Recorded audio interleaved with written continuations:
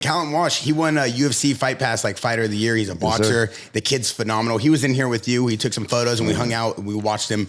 I mean, Tony, where did this idea of like Tony Ferguson being just the man, the myth, the legend, like you have this persona about you, like you have this thing about you that no one can figure out who you are, the man behind the blades and shades. Like, is this obviously it's not a persona. Obviously you're one of the greatest martial artists the UFC's ever seen, but where did you get this from? Is it fighting? Is it you want to win money? You want to be unbeatable? You want to fight forever? What is it that gives you this persona? My wife asked me the same thing. Yeah. She hates that mysteriousness about him. But I'm a magician. I've been doing magic since I was like probably like 5 or 6 years old. And I do cards, coins, rubber bands, whatever. And it's just like street stuff. And I just like to do little things like that. I've always read a lot of books. I got grounded, a lot. And so I was always having to be outside playing.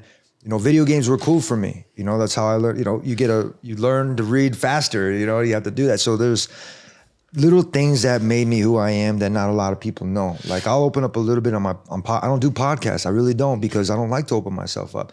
But what I realize is a lot of people, they get inspired by it. But my job is not to inspire you fuckers. Like my job is just to be me and have my kids look up to me like I'm a fucking superhero. 100. And I don't try too hard because I like to laugh. I like to enjoy this stuff. But if people are around me enough to understand that I'm very intellectual, I love going to school. Like I just did a HBS, Harvard Business School type of thing.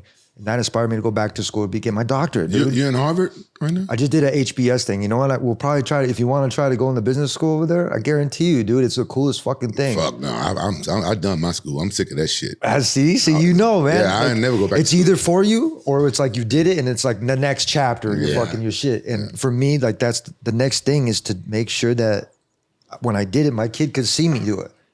So that way he understands that this never ends.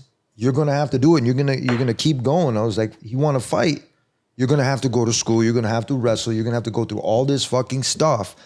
Not be like me, but I want you to experience it so that way you understand where your legacy, I don't know, the word legacy, I don't fucking give a fuck, but that's what you're gonna carry on from me. Yeah.